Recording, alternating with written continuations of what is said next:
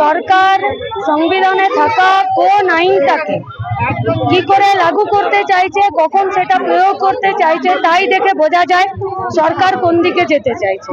তার মানে সরকার গরিবদের বিরুদ্ধে যেতে চাইছে। আমার দ্বিতীয় কথা, দেশে বিজেপি সরকার, রাজ্যে বিজেপি সরকার, রেল বিজেপি চালায়।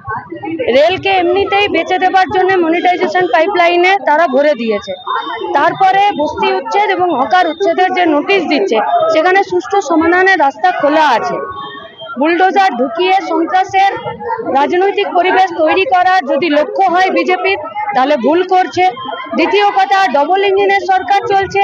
তারা দুজনে মিলে আলোচনা করে এই সমস্ত বস্তিবাসীদেরকে ঘর দেবার জায়গা তারা করতে পারে। কারণ প্রধানমন্ত্রী আবাস যোজনা আছে, সেখানে তারা তাদের সার্ভে করুক। করার মতন পরিবেশ আছে, করার মতন সুযোগ আছে, সুবিধা আছে, সবটা। যদি না পারছে জনশুনানি ডাকুক, রেলের ট্রেডের ইউনিয়নদের নেতাদেরকে ডাকুক, তারাই রাস্তা বলে দেবে। ফলতা উপনির্বাচনে দেখা গেল সিপিএম এর ভোট বাড়লো, দ্বিতীয় স্থানে উঠে এলো সিপিএম প্রার্থী, এইটা কি বলবেন?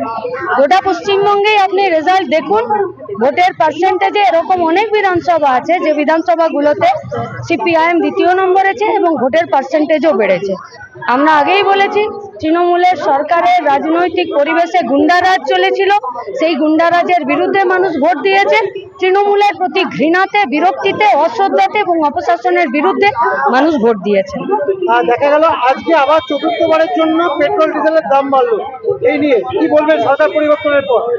সরকার পরিবর্তনের পর কেন বলছেন? তার মানে এটা বলুন যে মিথ্যাবাদী বিজেপি সরকার দেশে রাজ্যে তারা, এরা তো বলেছিল 35 টাকা লিটার ডিজেল পেট্রোল পাওয়া যাবে, বলেনি 14তে?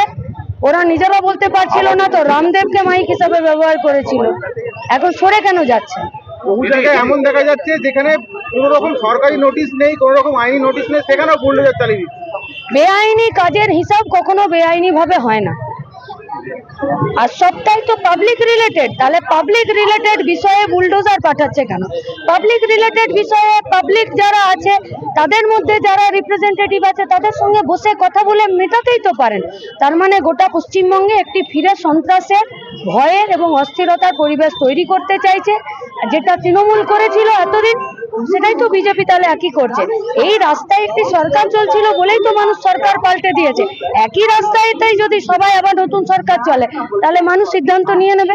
এখানকার যিনি প্রাক্তন বিধায়ক ছিলেন, তিনিও পুনর্বাসন এবং উচ্ছেদ নিয়ে লড়াই করছিলেন, কিন্তু বর্তমানে তাকে দেখা যাচ্ছে। আমি কি করতে পারি?